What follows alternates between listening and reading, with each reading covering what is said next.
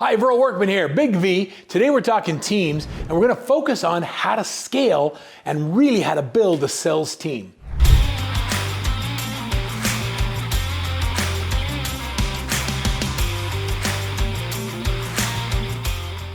Oftentimes, team leaders struggle with when to hire people or what the process is, and I'm going to give you a formula for building and developing and scaling your sales team. Are you ready for it? First, you have to know your numbers, and so let me share with you what those numbers are.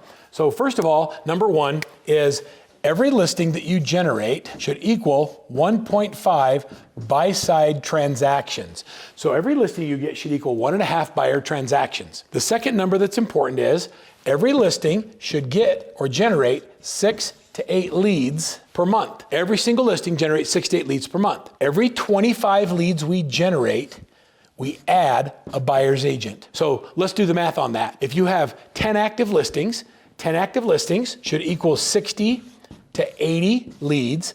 It means we need 3 buyer's agents. If you follow the formula of when to hire and who to hire, and every 25 leads you add a buyer's agent, and that means leads from any source, open houses, online lead generation, any of the things you're doing with social media, whatever your lead sources are, you take all of those leads, they go into your lead tracker on first contact, and this is how we do it. This is the first thing in understanding when and how to hire.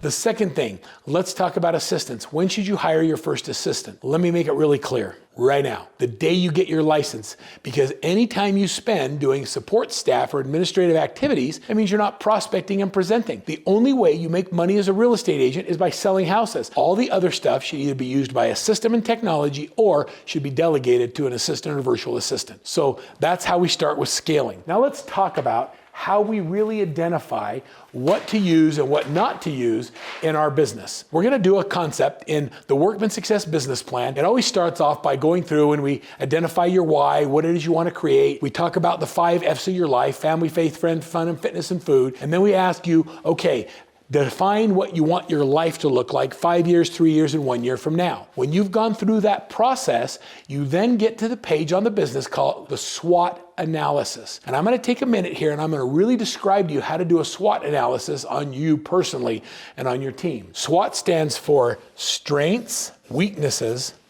opportunities, and threats.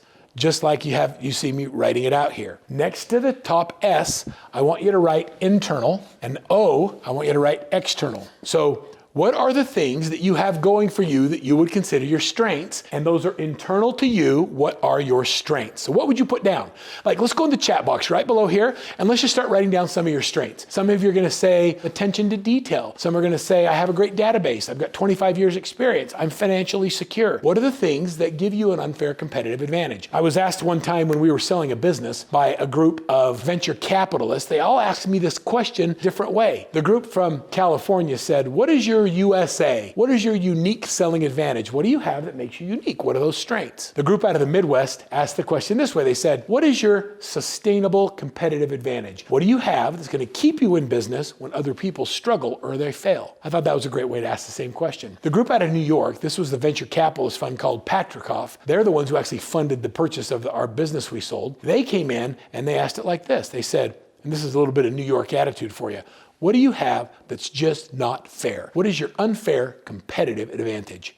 Whew. Really made me think about that. So what do you have that's not fair? I like to say that I'm armed to the teeth with technology and I'm a freaking sales animal. And anybody that inquires on your property, I will follow up with them until they buy or tell me to die. That's an unfair competitive advantage. I love what I do. I'm passionate about it. I'm an effective negotiator. I'm not focused on the dollars. I'm focused on doing the right thing. Those are all things that are strengths. Now, strengths are the easy one. You've all taken and written strengths down in the chat box, and I hope we see a lot of them down there.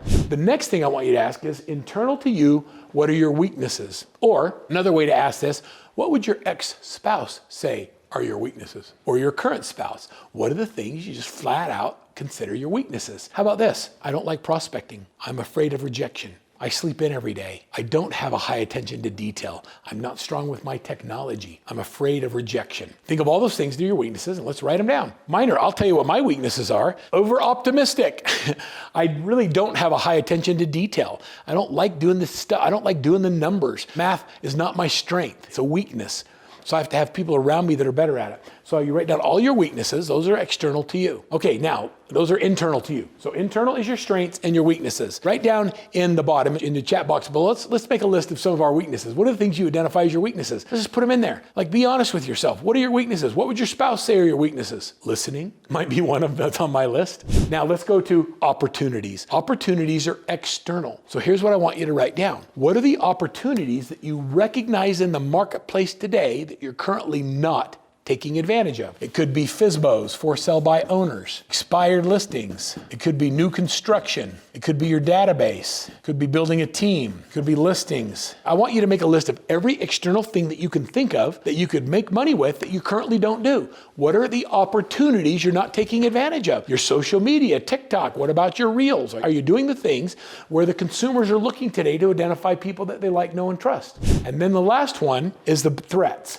Now, threats are external, and the important thing with threats are you need to realize threats are things you need to be aware of that are happening in the marketplace, but you don't have the ability to control. For example, what about rising interest rates? So rates could be a threat. What about the commission class action lawsuits? What about the lack of inventory? What about rising inflation? What about wars that are happening around the world? What about all of the things that are happening in our economy, the cost of groceries, people's inability to afford housing? These are all threats that you can't control, but you do need to learn how to message to. Most people look at threats and avoid them. I look at threats as massive opportunities to message differently to the market, to eliminate their threats and help them continue to move forward in the sales process. So most people eliminate threats. So what do you do with your SWOT analysis once you've created it? When you're thinking about how to build and scale a team, this is what I'd like you to focus on. What are your strengths? And are you focused on the things